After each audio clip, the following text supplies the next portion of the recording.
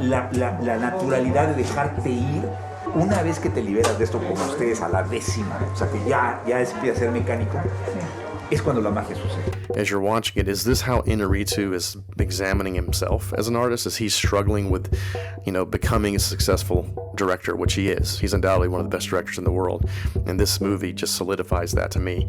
Not that it needed to be, because Birdman, The Revenant, Babel, Amores Perros, these are all great movies. He's always stretching it, and he's always going further. And I think this movie, artistically, might be his most ambitious film. And it's not for everybody. Not everybody's going to get it. Not everybody's going to understand it.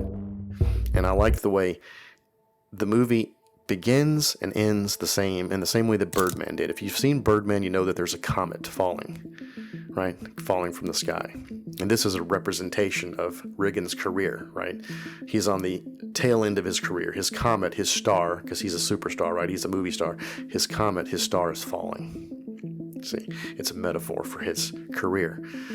And at the end of the movie, spoiler if you haven't seen Birdman, after he's shot his nose off, and he's made all the papers and all the news shows, and he's back on top in terms of publicity, you see Emma Stone, his daughter, looking out the window where apparently he's jumped, and you think, oh, he's jumped to his death and he's killed himself.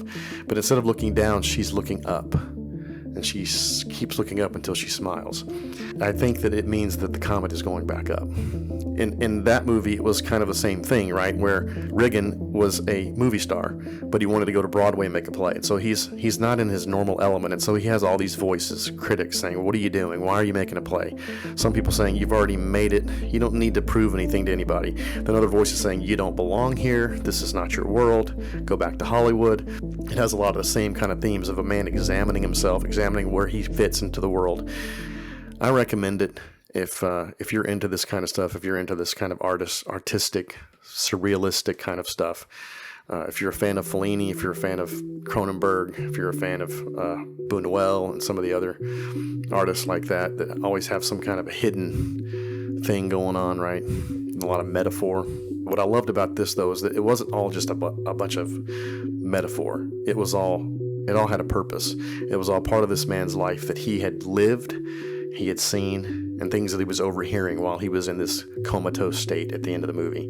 The writing is so crisp and sharp. The writing crackles. The dialogue crackles. It's powerful. I'm baffled by the 57% or whatever it is on Rotten Tomatoes. There's a problem with film criticism where you are not going to be able to just watch Citizen Kane one time and really get it. You're going to miss a lot of the subtext, and you're going to miss a lot of the power of some of these scenes. And I can list off tons of movies. 8.5. There's another one.